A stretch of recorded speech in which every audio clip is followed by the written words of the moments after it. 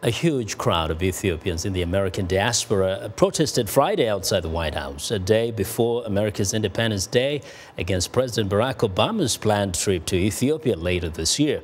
Africa 54's Esther Githui-Ewart has our report. Human rights violator. Dressed in Ethiopian flag colors of green, yellow and red, the protesters chanted slogans and carried placards saying President Obama's visit to Ethiopia will send the wrong signal to the Ethiopian government, which they accused of being repressive to the opposition and stifling the independent media.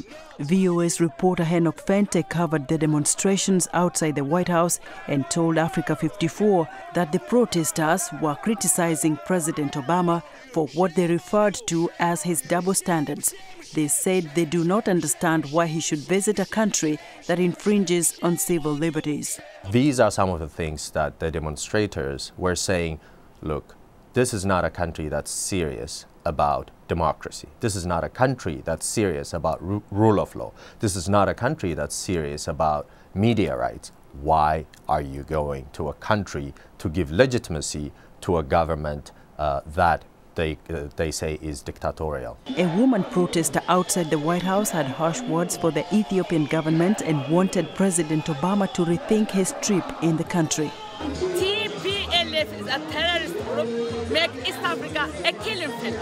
We are against that. That's why we are here to tell Obama, don't support TPLF, a terrorist group. However, in an ironic twist, some of the protesters against the Ethiopian government's crackdown on the media turned against our reporter Henok Fente. When I got there, the irony of it is the people who were holding President Obama responsible, criticizing him for going to a country that infringes on media rights, jails journalists, beat and harass me.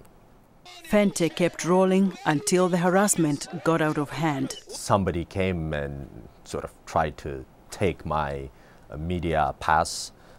In the process, I had maybe a few scratches here and somebody kicked me in the back. That aside though, they stopped the coverage of an important demonstration that they were holding. Meanwhile, the opposition in Ethiopia held a press conference Monday asking President Obama to meet with them while in the country so that they can highlight some of the challenges they face, including arbitrary arrests and imprisonment. Esther Githui-Ewart, VOA News, Washington.